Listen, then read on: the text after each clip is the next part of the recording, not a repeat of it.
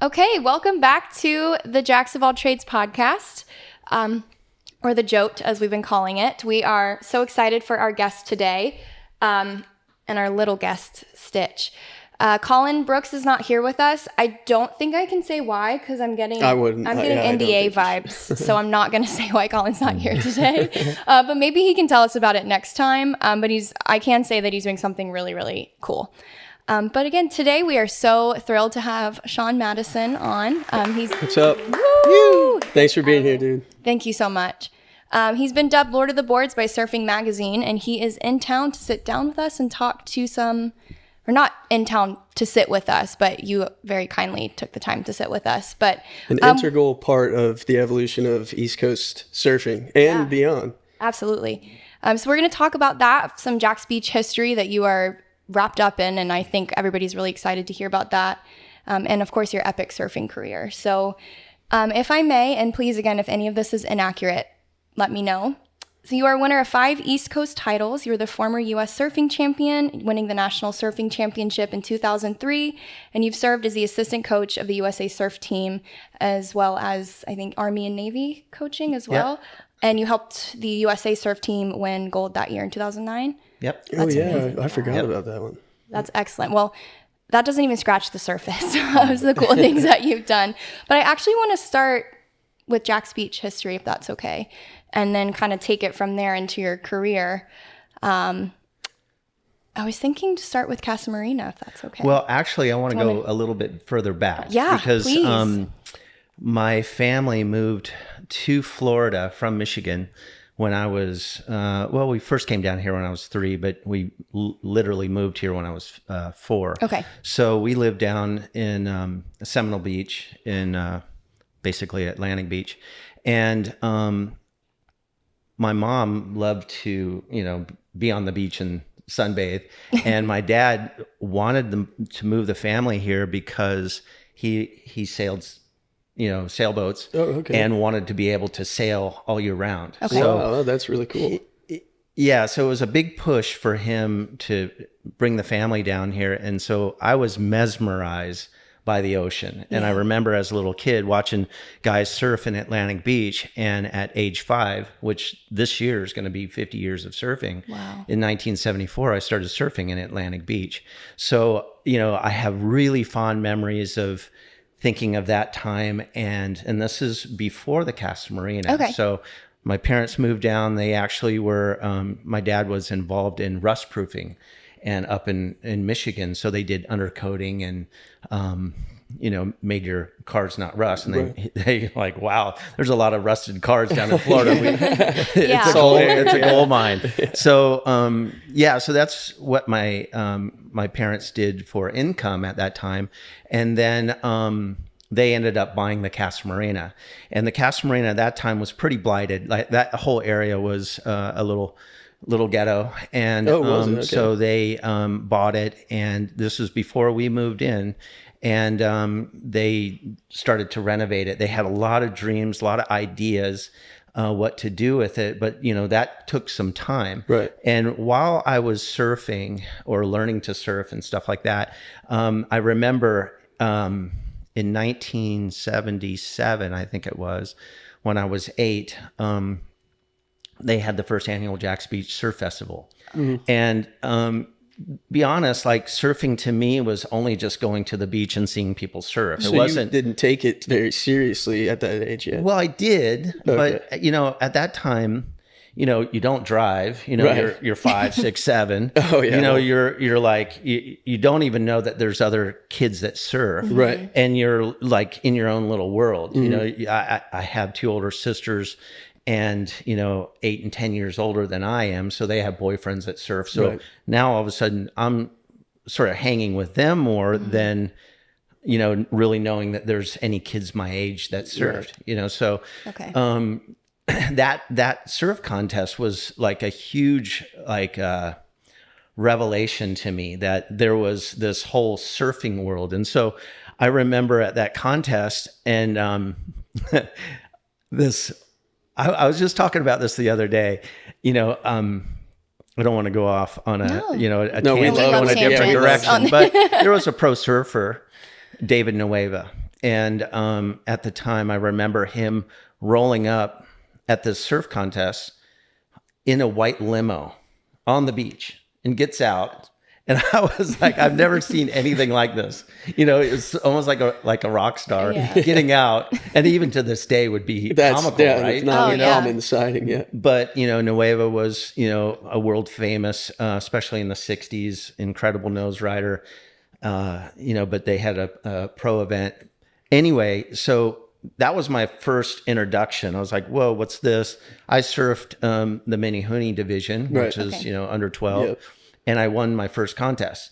So they had an awards banquet at the old Flag Pavilion near the lifeguard station. And, you know, I went to that.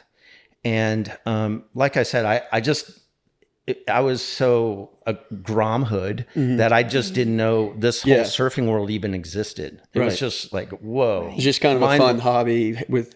Well, absolute mind-blowing that there was this surf culture and all of these other things going on that I just was naive to. I just didn't know. I didn't read surf magazines or...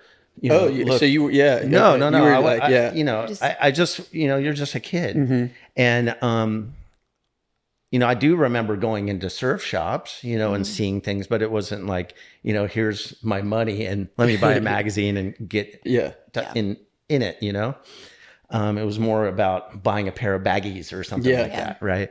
So, so they had an award ceremony and, you know, I got a trophy and some goodies. And then they had a surf movie and they had a rock band playing. And like I said, I was just my mind blown. I had never seen a surf movie. Yeah. Like a full legit surf movie. And then there's, you know, like I said, the culture. And after that event,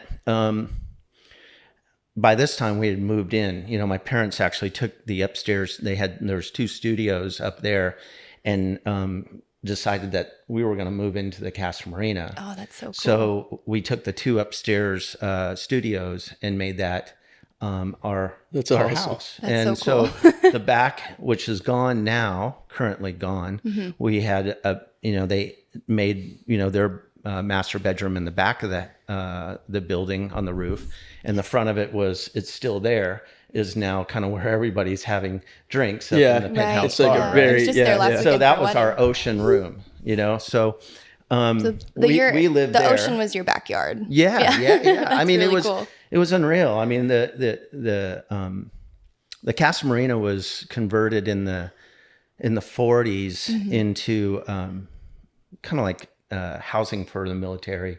Okay. You know, USO kind of worked through there, my understanding. And, you know, prior to that, you know, it was a hotel and then converted into apartments. And so when we bought it, or when my parents bought it, it had 37 apartments. You know, it didn't have a restaurant or a I didn't bar. even know it had that many. Yeah, it had a bunch. And, you know, and it was classic living there, because, you know, there was in the courtyard there used to be a big hedge. And behind that big bush, guys that lived there that had surfboards would leave the boards behind the bush. Okay. So that was literally my first quiver of surfboards. Just grabbing the board. I would just grab a board. And I remember all these iconic labels, you know, Castor and Plastic Fantastic and all this and that and whatever. And funny enough, we did have a big longboard that my dad had bought at one point. It was a Hansen longboard. I mean, the thing was just cooking on the roof. And it, but he originally had bought it because he wanted to learn how to surf. And when he first tried to learn how to surf, he waxed the bottom because he's from, you know, Michigan. And he thought it was like a ski. And so he had a disastrous time. But that was the board that was kind of left on the roof. But it was sort of like this relic that was just laying there, just cooking in the sun. And every once in a while, I would literally drag it down the stairs into the water, kind of push it out like it was like an aircraft carrier, and then drag it back up. But you know, my whole experience, I know I kind of dancing around, you know, time as memories come back, about living in the Casa Marina. You know, you kind of go all different directions on timing. But back to when we were, or I surfed that contest, Dave Hart came up, and at that time he had a surf shop called the Weber House, and he was off of I think Seabreeze or whatever that street is. Are you thinking of Cherry? Is it no? He was up. He was in South Jax Beach. Okay. Near Seabreeze Elementary, up that way. And after that first contest I surfed, like I want to keep going back to that, is he came to me and said, "Hey, I want to sponsor you." And it was like Chinese to me. I didn't know what a sponsor was. And I'm like, "You got to talk to my mom and dad." So this is 1977. And, and at that time I had my own board, in 77. In fact, I'll have to get back to that. I have to think about what board I had. I have a couple questions about boards too. Yeah. Yeah. So, because I think in 1976, Roger Woods, because he was living in Atlantic Beach at the time. He was my teacher. Mine too. Chemistry and oceanography. Marine biology. Yeah. Yep. Marine biology. There you go. He was living at his parents' house, I believe, and he had made my first custom surfboard. And I think that was 76. Okay. And I think that was the board that I had in 77 or whatever. So, Dave Hart's asking me, about sponsorship. And I was like, pointing right to my parents. Like, you got to talk to my parents about that. I don't know what you're talking about. So instantly, surf culture, boom. Yeah. Then sponsorship, boom. And through the contest, I also met other little kids that surfed at that time, right? One of which was Solomon Colley. I've heard, yeah. And his dad, Byron, they were a full surf family. And I didn't even know that was a thing. Yeah. Like so they were, and Byron at that time, this is in the late 70s, had like this 57 Chevy with surf racks on it. And it was like the a whole turquoise thing. and white, Cool. and Bronco. So they were like all in. You go over to their house and they're playing, Bob Marley or whatever. Right. Yep. So, we he and I bonded, and I was like, "This is so cool," because it was the first time, you'd been surfing alone and stuff, right? Like, and I mean, even going back a little bit before that contest.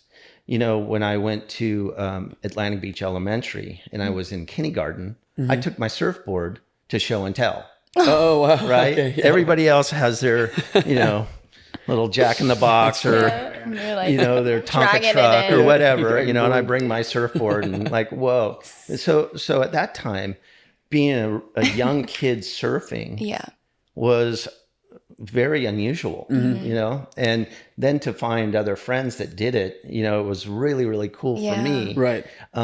Because, you could go and surf. And I think that's such an important part nowadays is that, kids are surfing with kids because they kind of push each other. Communal Create their own thing, little wolf pack.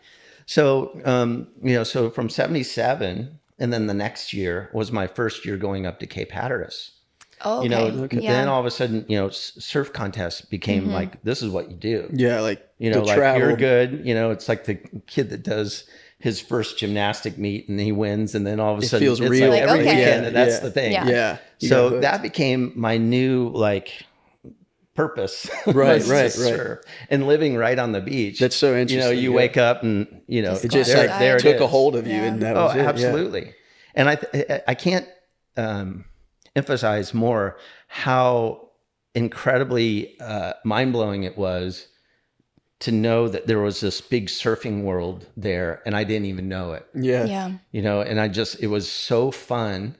And, it just worked. I lived right on the beach and there's waves. You wake up and boing, you're just out there in the ocean. Do you kind of attribute being on the beach like that? It helped you progress a lot because you were right there. Like you just would paddle out whenever, like all the time. Because I feel like Not, I mean, you could live over the bridge or something, and that could be a big difference because you don't go to the beach as Right, often, especially as a maybe. child, you know, where you can And just look maybe out like, back. do you attribute some of that to how quickly you progressed and how good you really At that got? time, I think that there was older people that surfed, and you right away you can tell what good surfing is Yeah. and what bad Okay. surfing is, right? So there was some surfers that stood out to me. Yeah. That I was like, I like the way they surf. I want to do that. Yeah, Yeah. I want to surf. But I think contests Yeah. Okay. are a really important part because some people are wired that way to surf a contest, and other people just stress out and they can't think Right, of that right, right. in that way. So contests were fun to me, and I think it was always about trying to see what the trophy looked like. Yeah, and yeah. It was what it you're drove going to you. win, Yeah. Yeah. and what that meant, to your new world. Yeah, right? yeah. And that And- gives you incentive to just keep getting Yeah, better. getting and keep better. getting better. Yeah. So to your point, I think it made a perfect storm for me. Yeah. Okay. Living right on the beach, Well, yeah, yeah. Just being having, around older people that surf good, and discovering this culture that I That's had a a lot great- of fun, Yeah. getting new friends, and then competing really was sort of the stage that I could go and push yeah, to like be a healthy better. addiction. Yeah, absolutely. And when you my first year at Cape Hatteras, this was 1978. They also had a U.S. championships there. So that same year, it's sort of like brought in, and they in '78 they had, I think it was in Wrightsville Beach, they had a pro event. So it was like everyone kind of came together Yeah. Okay. around that time. But in '78, I won the East Coast Championships and then got third in the U.S. So I made a final in the U.S. Championships. So again, like every year, it Moving the started bar. going click, click, click, Yeah. click, and then you go through division, and then it becomes more and more serious, right? And so really, really fond memories of that whole East Coast connection. Yeah. And as you get sponsors, then such as surfboards, right? You start understanding boards. When I was little, basically your surfboards are moving and changing. Yeah. They're going from, oh, this is happening to now this is the new thing. And, Right. surfboard evolution, when I started was a single fin, then it went twin fin, four fin thruster, and literally living in the little sub culture, the nucleus of everything kind of Watching happening. The surfing world was so small at that time, and I was thinking back actually about like Dave Hart, Yeah. So Dave being a Weber house. So, you have East Coast trade shows and, the guys from the West Coast, which was really the mecca of surfing. Yeah. Everything revolved around the West Coast. All the surf industry was out there. And they would come to the trade show to do sales or whatever, and the Surf Expo would, I think at the time was ASR. I don't know. But the trade show was like a big deal. And I remember I'd have to go with Dave to this trade show, and I'd always have to share a bed with Dewey Weber. And I didn't know who Dewey Weber is, but years later you went, oh my gosh, I had to share a bed with Dewey Weber. Is that cool? It's like one of those things. Yeah. Yeah. So it's, I really got to meet and be involved with a lot of people really quickly. And then it became my world. Yeah. Yeah.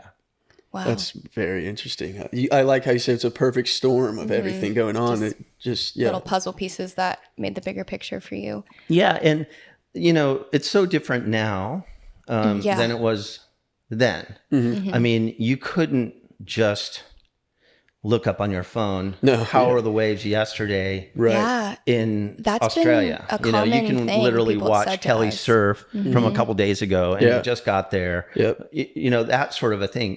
We lived and breathed surfing through either you saw it Yeah. Yeah. or you saw it in a magazine. And you mimicked. Or you try to see something in person, whether it was a contest or a surf movie, And I remember really important moments and this is where the rabbit trails happen, right? Yeah. And we start going in this direction and that, but there's so many layers to this. But I remember, I think I was about 13 or 14, and they had a pro contest at the Sea Turtle. And at the time I was living now One Ocean, right? I'm sorry? Now One Ocean? Yeah, okay, that's right. For anyone At the time it was Yep. the Sea Turtle Inn. And I was living at the Casa Marina. And at that time, probably would have been 82 maybe, or 83, I don't know. So I remember I was 12 or 13. And they had this pro contest down there. And a friend of mine told me, hey, Joey Baran, and at that time, he was the #1 surfer in America. Wow. He goes, Joey Baran surfing down at the Sea Turtle. And I was living at the Casa. So I literally ran on the beach from the Casa Marina down to Ocean One or Sea Turtle. Yep. And he was there on the beach. And, or actually he was surfing still. And so I sat down, watched him surf. I think I saw him catch like 3 or 4 waves. Oh, I bet that was. Oh, so no, it was Like- killer because, to be able to see, the That popular mystique in surfer, real the life #1, there, he had a world ranking at that time. Yeah, that's too. wild. And this is before his, win at the 1984 Pipe Masters. And so he was, red, white, and blue, everything, and he was riding a Michael Barron forefin. And he came in, I ran over and I introduced myself to him. And he says to me, nice to meet you. Hey, is there a good place to eat, lunch around here? And I go, well, there's, of course I love pizza. So I'm like, hey, there's Mr. Gaddy's Pizza right over there. And so he invites me, he goes, hey, let's go. So cool. Let's go have lunch together. Wow. So I'm like Starstruck. Yeah. in just Grom. Yeah. Heaven. Like you look at like a pro surfer and Yeah. you're a Grom and he's asking you to lunch, Right. you're freaking. Yeah. So we go over and have lunch, and we talked about our sisters, and he had a sister that kind of surfed, and my sister Renee, she says she surfs or did surf or whatever, but they just never took surfing serious, right? And that conversation came up, but that was when I first met Joey. Just that relationship went on to when I was turning pro. Joey, because from that time, from the early 80s until when I moved to California in 87, every time I saw him, he was so kind to me. And when I moved to California, he offered to be my coach on the Bud Pro Tour. Wow. And I had never had a coach quite like that before. Okay. I had been part of the ESA All-Star team and had some coaching. Yeah. And then, with Bruce Walker, Kelly and I and Sean Slater, we were, on the ESA All-Star team, and we would travel together and get some coaching. And, I was on the NSA national team, and Peter Townend and Ian Carnes were the coaches of that then, but not a personal coach. You hadn't had Right. like a mentor to. Yeah, a personal coach, right? Yeah. So he started coaching me, and I was actually his first client ever as a. Oh, that's awesome. Yeah. And so, so when I was working with him, I was making back-to-back pro finals. Okay. And, I got ranked as high as second on the Bud Pro Tour. Jeez. And it was really, really cool. Now, just on that thread, following Joey, and I have so many different threads like that. But Joey, our relationship went Grom to him being my coach. And then he is a pastor of churches, right? He's a Christian. And he moved from California to the East Coast to start, some churches. And then he ended up moving back after that because his wife had, his wife's mom had cancer, and they moved back to California to take care of her. Right. And at that time, he didn't have any employment. He actually started working at a plant store. And I had moved from pro surfing when this all happened, from pro surfing into retail. Okay. And so I asked Joey, I was managing a store, why don't you come work for me? And that relationship turned into, I became his boss. Yeah. Right. And then that's where, this is kind of fast forward quite a bit. I'm just kind of going down this thread of this relationship is, we worked at Surf Ride, and I got into coaching with him to start training for marketing for the shop. Okay. And we started training, and I got into coaching at that period of time. And so we coached together.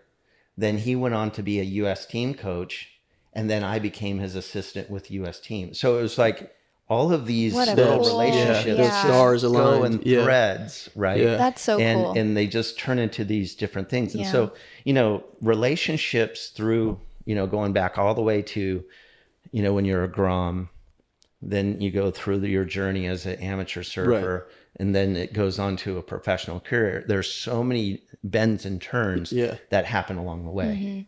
That's amazing. You were supposed to meet the two of you. Well, yeah. And as an example, I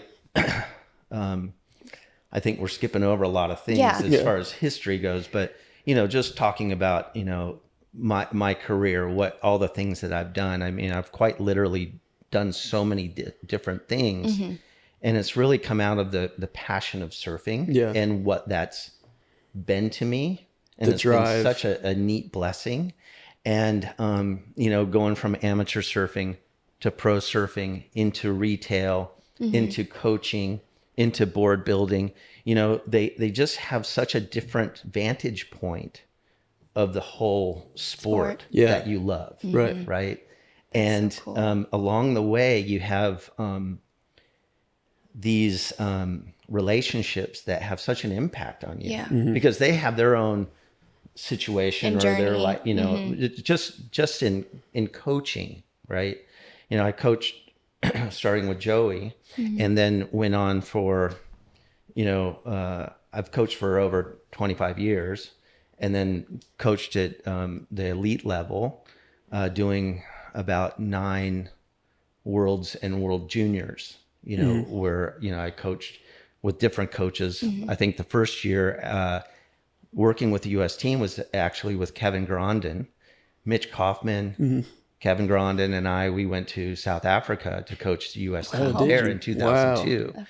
2002, to 2012, I worked with a number of different coaches, and it went on to, probably the pinnacle of my coaching was, coaching with Ian Carnes, with the gold medal. Right. So this is pre-Olympics, but it was recognized by the IOC. So when we won gold, it was recognized as a world win. Considered. And we were given a trophy from the Olympic Committee. Oh, that's so there's a separate trophy, right? And surfing's in the Olympics currently. Right. So technically you can say, because now that it is, that was just an Olympic win. It's an equivalent of Olympic gold medal, right? Wow. And so, it's such a neat journey. I think you take your own experience and then you find your strengths and weaknesses through everything that you've learned. Right.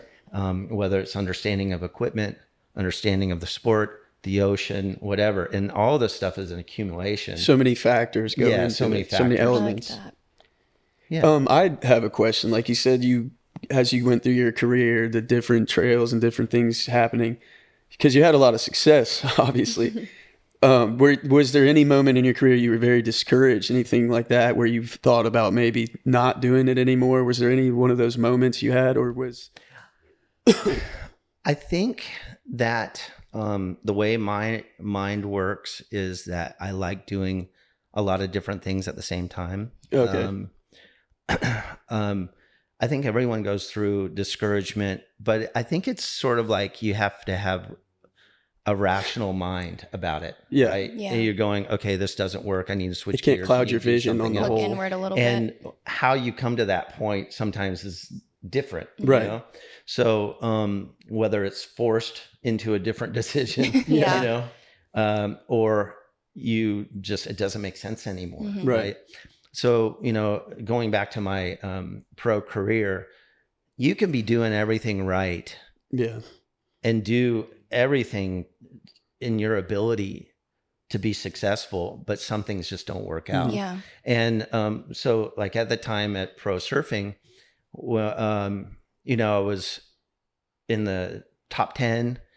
I was in the highest seed possible. All of my peers at that time went on to go into the world tour. And so, as surfing evolved, the pro tour, originally you could surf through the trials of a world tour event. There wasn't really a world tour. You had all these right.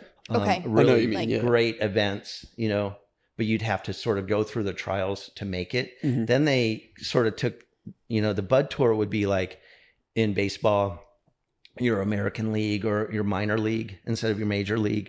The U.S. Tour was a tour that everything was, whether it's Puerto Rico or Hawaii or, it's kind of continental U.S. And at that time, it was all televised. Yeah. Right. Okay. And so like with my sponsors, as the tour started changing, the Bud Tour was televised. They wanted me to stay on the Bud Tour. So I wasn't really focused on the World Tour, but as the two came together and they wanted to get rid of the trials and ironically, Ian Carnes was the one that really kind of designed, cause he was the founder of the ASP, designed a world tour and a qualifying tour. Okay. And so the system.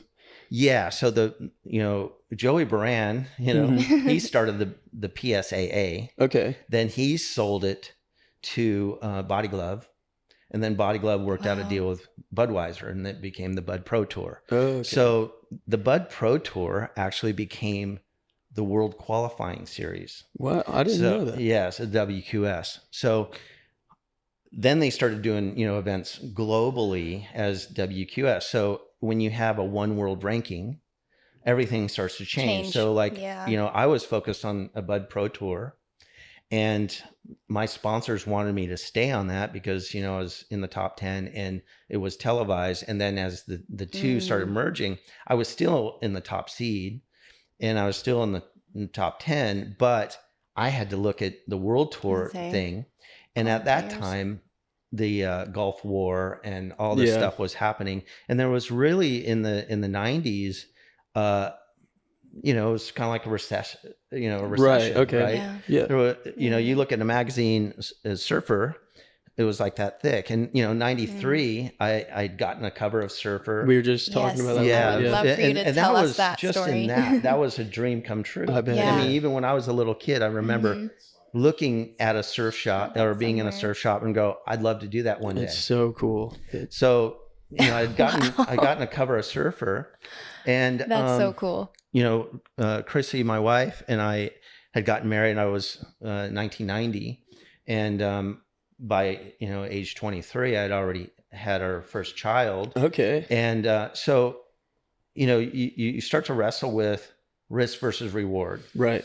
And when your sponsors are saying to you, oh, bro, we can't pay you as much as, our contract agreed upon because of this and because of that, then all of a sudden you're starting to look at, your rental agreement, making ends meet and you're being responsible. What's the best option here? Banging your chest going, I'm on it. I'm going to win some money. And, that's a tough place to be. It's a gamble. Yeah. And that really is what forced me in because, I was being successful, but when, the recession and Gulf War and all that kind of stuff, you just had to go the most logical. I just couldn't risk it. Yeah. And so, I ended up, being offered a management position at a retail store, and I took it. I didn't look back, but all my sponsors, and at the time I was writing for Michael Barron, he was furious. He was really angry that I would take a top seed. Really? Because it's not easy to get that top seed. Yeah. Right. Because you're guaranteed money. You're guaranteed money and guaranteed points. So it's it was a big jump. Yeah. But as I look back on the experience I got working retail, I didn't. You surf your whole life and then now you're working in a store. This was really my introduction to surfboards, like real understanding surfboards. Right. Great. So I remember when I first got that job and I thought I knew everything. I was a pro surfer. Yeah. And, we had longboards on the rack and, Donald Takayama longboards and this and that, And I really didn't know jack about any of it, right? And I remember this guy talking to me saying, hey, I'm looking for a board with more of a 50-50 rail. And I was my eyes were crossed. I didn't know what he was talking about. I had no idea. And I felt like such an idiot. Because you'd spent so much time surfing and you didn't know the tool that well. Well, And I didn't know anything about longboards. It wasn't my thing. I felt like such an idiot that it inspired me. And I said to myself, I'm never going to feel stupid like that again. Yeah. And I started like on this quest to learn every board and understand history I could, backwards and forwards, how it evolved and, surfboard design. And it really carried into me making my own boards. The quote, Lord of the boards. Yeah. There was a point where I became so fanatical. I was wondering what that name came from. So fanatical about testing boards. I would work, when I took over buying for the store, they're 16,000 square foot stores. It used to be a Hobie store. And then we changed the name and built another location in Solana Beach. And it was called Surf Ride, or it's called Surf Ride. And when I was at Surf Ride, I became the buyer of the boards. And I was thinking, okay, I'm going to make this place a destination store. And, to me, if somebody's going to come to a store, they want to know about the board. They want to have a great selection. And they basically want to know with confidence, what you're talking about, not going, bro, you're 37 liters for sure. Watch this video of this guy surf. They want to trust who's giving there's them nothing more important than a testimonial. That I've used this, and this, and this is my experience. It's gnarly. So I started, we had about 14 brands when I started, and we ended up having 50 brands. Wow. Went from about 150 on the floor to close to 1,000. Wow. But I literally started surfing between 5 and 7 boards, new boards a week. There wasn't a single board in the store and a model I hadn't tried. Hi everyone, the Jax Trades podcast is so excited to be partnering with the Live Like Larry Foundation. Larry was a dear friend to us as well as many people at the beach, and one of his wishes was to help children with cancer. So this year we are helping Seth and his family. So donations towards this foundation goes towards a small wish for the child, as well as everyday expenses such as food and gas money via gift cards, and we even pay bills such as mortgage payments, car payments, or utilities directly to the lender or company owed. There's a multitude of fundraising events that we host throughout the year, but our biggest one is always held in August in honor of Larry's birthday. So we are so excited to be pre-selling tickets to the 6th annual Birthday Bash Child Cancer Fundraiser for Larry. The Home Mobility Store is our head sponsor, and we are so grateful to them. So again, we're pre-selling tickets. Tickets to this event are $20, and they include access to 3 or 4 live bands headlined by the Mosquitoes, free apps provided by Lynch's Irish Pub and Safe Harbor Seafood, 2 free drinks featuring 2 Tip Mice vodka, 2 free raffle tickets, a swag bag full of goodies, and there's also additional raffle tickets for sale for a chance to win one of over 50 prizes. So again, that's Saturday, August 3rd from 12 to 6 at Lynch's Irish Pub. So if you're interested in buying a ticket, please reach out to us at the Jax Trades podcast or Kathy Markham, the founder of the Live Like Larry Foundation. We will post her information below. If you are interested in sponsoring in any way, shape, or form, please let us know, or even donating towards the auction and donating towards the swag bag. We are so grateful to anyone interested in helping out in whatever way. So again, if you're interested in tickets to this event, please reach out to us. It is Saturday, August 3rd at Lynch's Irish Pub.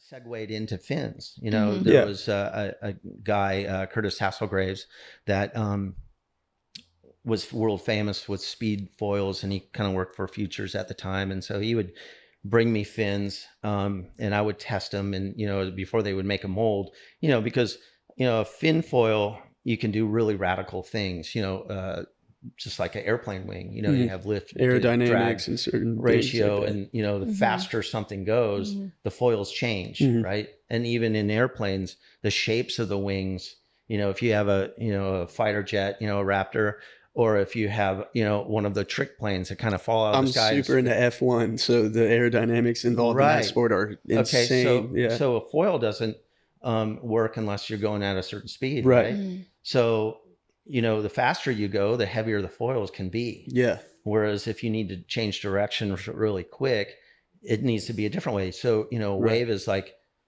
slow to fast, variable speed where, if you're on a windsurfer or a kiteboard, you're going at a high speed with one direction. Yeah. So, those are the technical ends, but I really got to learn about fins and fin foils and, all the layers to really it's make like engineering, Yeah, honestly. yeah, absolutely. And, so that's just another layer of this whole thing. And, I think somewhere in the 90s, I got this idea that I wanted to shape my first surfboard, and I was out at Moonlight Glassing with Brian Frederickson.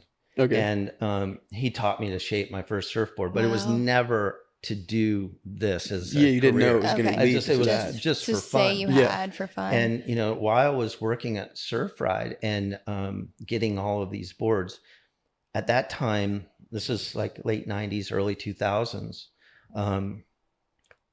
I was going out of my way because I wanted to make that store a destination store, getting these novelty boards. Mm-hmm. And so I would get Skip Fry's shape blanks and I would take them to get them glassed.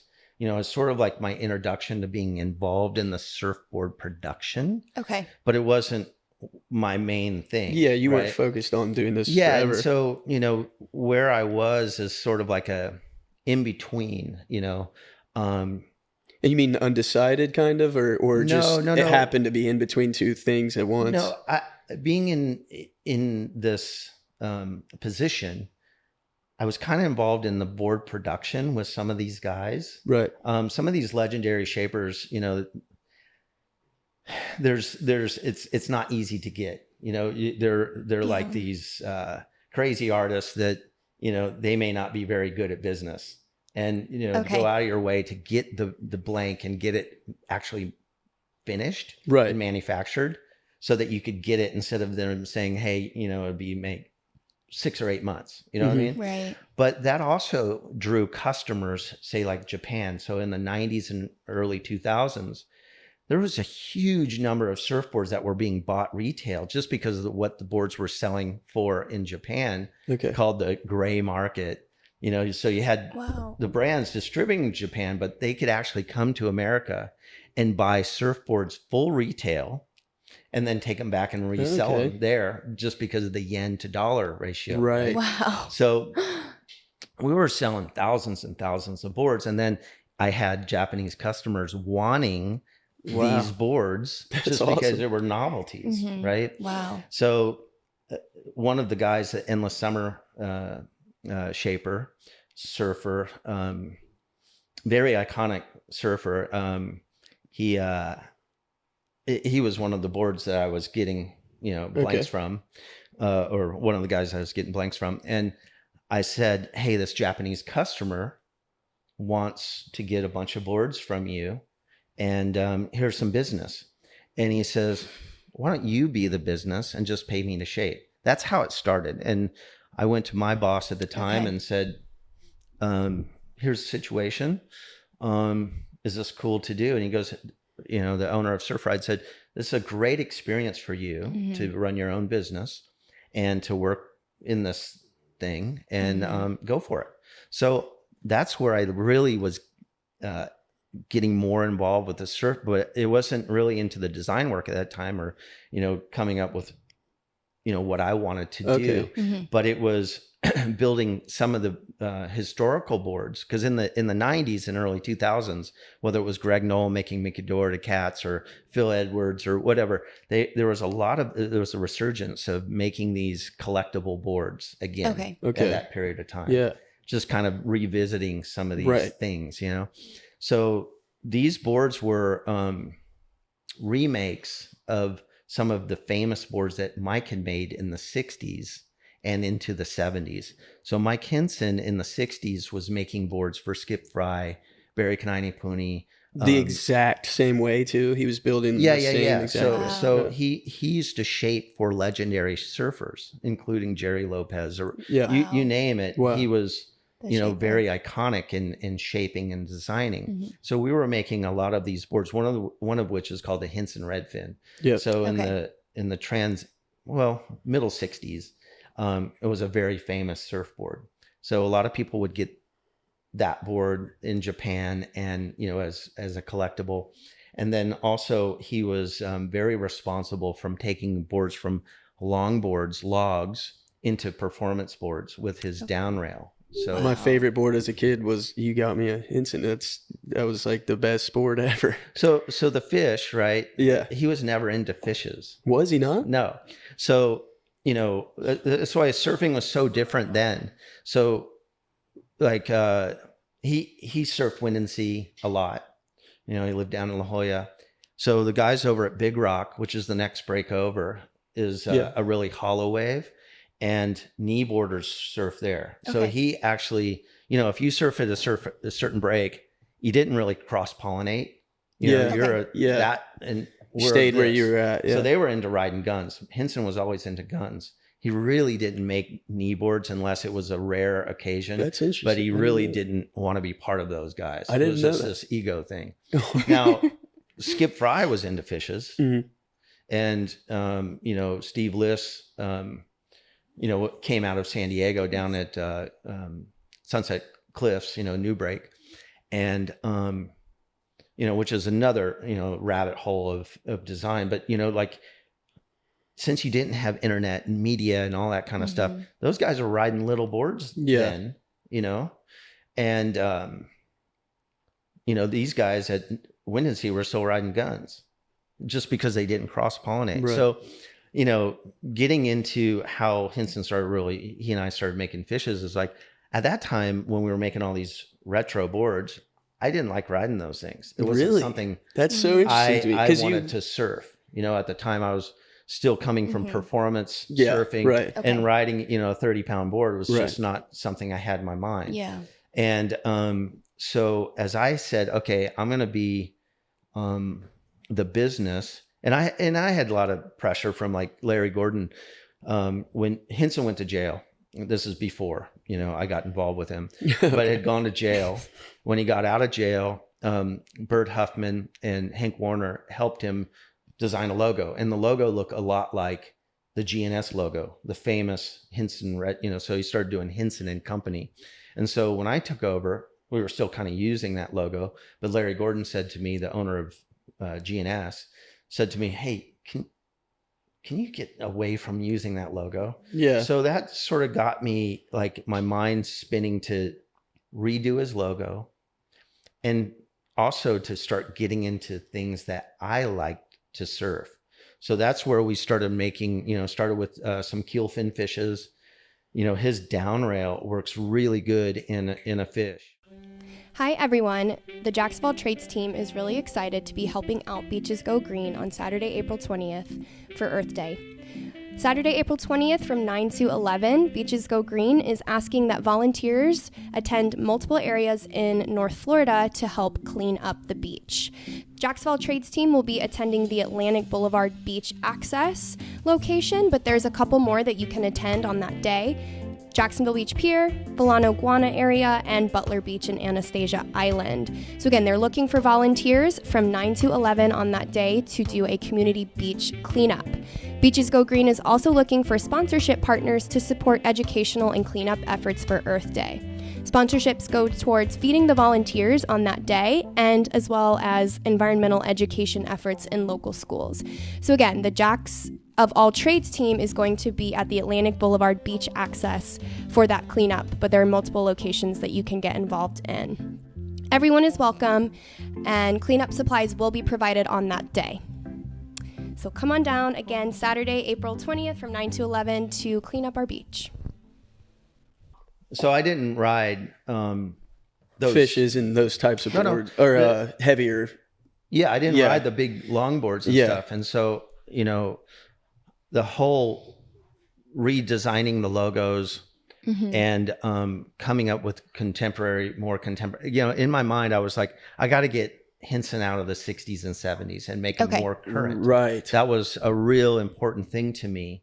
And this sort of like was like, okay, let's do this. And that's where I started getting more involved in the design work of the boards and being involved. Everything else was all him. Mm-hmm. So we started with some keelfin fishes, and these again, started making them for Japan, and I started riding them and all that kind of stuff.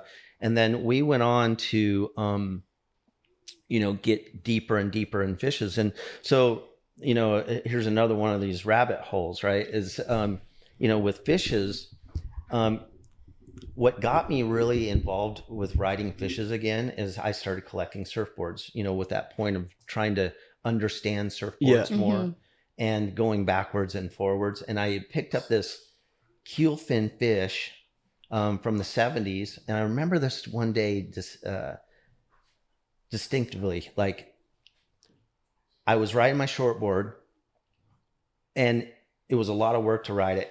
I put that board on the beach, grabbed this whole fish, and how effortless it was. It was so fun. It was like a awakening. And here's a board that, was from the 70s. And I was having more fun on that than the other board. So I really actually got more involved into riding these alternative boards through collecting surfboards. So, in that period of time, there was becoming a fish revival. Cane Garden started making some fishes. And actually, I got involved in doing what is called the fish fry. So, so like it really started. The very first one was done where Bert Huffman, Skip Fry, Reno Abelero, they all kind of met at the beach. Mm-hmm. And this is a private thing. It wasn't open to the public. Okay. It was kind of like make some fish tacos, bring these old boards down from the 70s and resurf them again. Yeah. Okay. And then, so a friend of mine invited me to go down to that, and I just didn't do it, but it was an idea. I was like, why don't we do our own? So I met up with Scott Bass. Scott Bass actually is running the boardroom show in California, which was before the Sacred Craft. And we decided at that time, this is the early 2000s, that we would start having these fish fries, but invite everybody. Right. And you would bring the shapers down, get the shapers out of the shaping room, and it got everybody. And I had a selfish ambition because I wanted to see everybody's boards and go and surf them. And literally we would try each other's boards. Yeah. And that little thread went global. They started having fish fries. I went to Australia to kick off the one, because these guys, it's all internet through the design forum on Surfer Magazine. And he promoted it through Surfer Magazine because he was running the magazine, the online at that time. Okay. Scott Bass was. So it became a very, it set on fire the whole fish revival. And at that time, I was involved in the whole design work too. So, whoa, what was that? I don't know what that was. I think that was power. I was like, what the hell? That.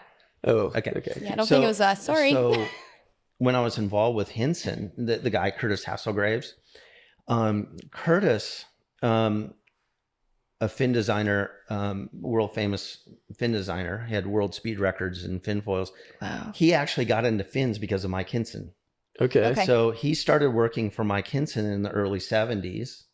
And Hinson came out with one of the first fin boxes, the Bain box, which is still used today. And when they introduced the fins in that box, he was doing the doll fin. There was a famous picture of Mike, Jeff Devine took a picture of going to SeaWorld or one of these, it might have been Marineland. I'll try and find it so I can put it on the screen. Yeah, and he was tracing the back of a dolphin. And that became the dolphin. So they were making self-explanatory, but I went over my head. So when they were making these fins, they were making them out of mahogany and fiberglass, or all fiberglass. And he got Curtis to cut them out and foil them, and that got Curtis into it. So I always like bringing things back and having more backbone, if you will. Yeah. So when we decided we went from a keel fin, we collaborated. Curtis Hasselgraves, myself, and Hinson to do this fish. And it was the Hinson Twinser. And the first one, because, Curtis was involved with, fin layouts, with the Twinsers. Yeah. And, it just became this incredible design. And again, like this, the whole mission was to do a really fun collaboration because of the relationship between Curtis and Hinson, and then Hinson and I, and doing a board that really was a state of the art, a vanguard design. So we came out with this board, and it just blew our minds how fast it was. Really? I mean, so much better than any other fish on the market. Wow. And then that kind of evolved into all, but that's where I was diving in deeper and deeper into the whole design element world, and understanding, okay, this is my vision for this. And like mixing what looks good with also what works best on the water. Like you can't just have a good looking board because it might not be shaped the best. Yeah. And I think when you get into surfboard branding or its look or its design, there's a very big difference between functioning design. Yeah. And sculpting. Yeah. Yeah. That's kind of, I guess, what I was trying to get at. Yeah. That was a major question we had for you. Another rabbit hole. You ready for this? Yeah. So always. So, that lesson right there, there's a famous shaper, Dale Velzy. Okay. So when you go to Hawaii, Velzy land. Velzy had started shaping boards in 1942. And literally there was nothing going on. I mean, there were big plank boards at the time, right? And he would ride his horse to the beach, dragging his surfboard. Like his first surfboard, they would leave the boards on the beach at that time and bury them. So the sun didn't. He unburied a board and reshaped it into his first surfboard. Wow. So he was the guy who had made the first surf movie, had the first surf team.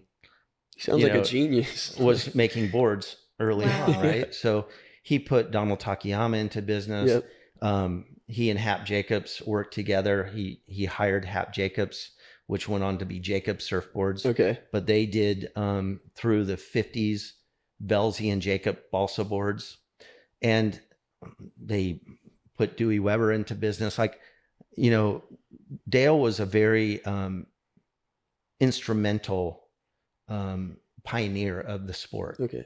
Going from hard, solid planks to balsa wood into foam.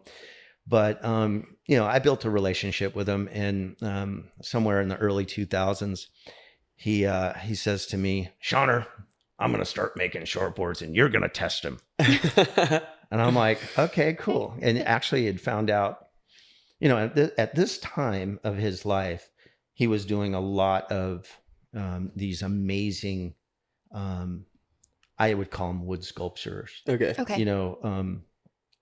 Making plank boards or shapes that he used to make, or historical style boards, but really, really beautiful. He was an incredible woodworker, and and so again, you being a Grom, and especially to somebody like him, you've been shaping, long before you were even born. Just to have the opportunity was a cool thing. Yeah. Right? So he had found out how much Al Merrick was making short boards, and he was like, and he loved having $100 bills in his pocket. So he says to me, he goes, "Sean, are you going to test these boards?" And he makes this board, and it looks like the Vulcan diamond. It's triangular. The nose of the board was super needle nosed, and the bottom, the rails turn up. So if you understand what design does, is when you have a turn up rail like a bodyboard, it wants to stick to the face. Okay. Then the down rails bite the water. So from the wide point down towards the tail, it had down rails. Okay. And then it had these fins that were really separated.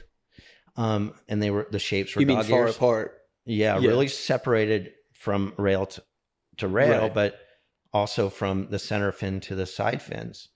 So you actually don't have good communication from the front fin to the center fin. Right. Okay. You've really separated. Plus, the wide point of the board was between my legs.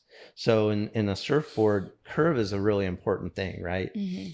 And when you have a front of the board, it sticks to the water. So it just makes it super difficult. So I surfed the worst I've ever surfed on that board. Okay. It was terrible. And I'm complaining to him. And he's like, Shauner, you're just a butt wiggler. You're just not riding it right. The guys in San Clemente are ripping on these things, busting big airs. You just got to figure out how to ride it. And I mean, I'm freaking at this point, where I'm just like, there's no every way. Time I ride this board, I'm just donkey. Yeah. I just can't ride it. What am I doing wrong? It's terrible. And this one morning, the waves were like, ceiling high, perfect on the south side of the Oceanside Pier, and I was kooking so hard on this board, and I was furious. Yeah. And so I drive up to San Clemente. Like, I get out of the water. It's like 7:30 in the morning. I get out of the water. I jump in my car and I drive to San Clemente because he's telling me I'm just a butt wiggler, and I don't know surfing these boards. And I was like, you got to tell me how to ride this thing because this thing is terrible. That's hilarious. So I get to his house. I bang on his door. And he opens it up. He's like, Shauner, what's the matter? And I mean, it's like it was yesterday. And so he's like, come on in. Let me make you a cup of coffee. So I sit down. I'm like, I'm freaking out. Like, you're telling me I don't surf this thing right? Tell me how to surf it. Yeah. So he says to me, all right, let me explain this to you. And he takes his hand and he cups it like this. And he takes his other hand and he fits it right in the pocket. And he goes, what you want to do is put the board way back in the pocket like this, like a hot curl. A hot curl is a wood board without a fin. Okay. So, wow. So you stick the thing way back here, get a bunch of speed and go wham. So he went from here to there. And finally, the light bulb went on. He doesn't know what he's talking about. You can't go from there to there. This is not going to happen. That's so funny. And I finally had enough courage to tell him, like, dude, this isn't working. This board, I'm not doing something wrong. This board is whack. But I mean, I've kind of figured that's where it was going anyway, because you saying that it doesn't work, I'm like, well, if he says I was that, like, I don't know where this is going to go. Who knows? And you're humbled by this guy's experience. Of course. But he stopped surfing in 1964, 65. Yeah. Okay. And it was the most important revelation and learning experience ever. Mm-hmm. And that, my point is through that experience, I learned the difference between sculpting and a beautiful sculpted surfboard and art and function to functioning design. Right. Yeah. Right. And so as this is sort of segued, my whole experience with Hinson and then working with him for 10 years and then leaving that relationship and starting Bon Sol.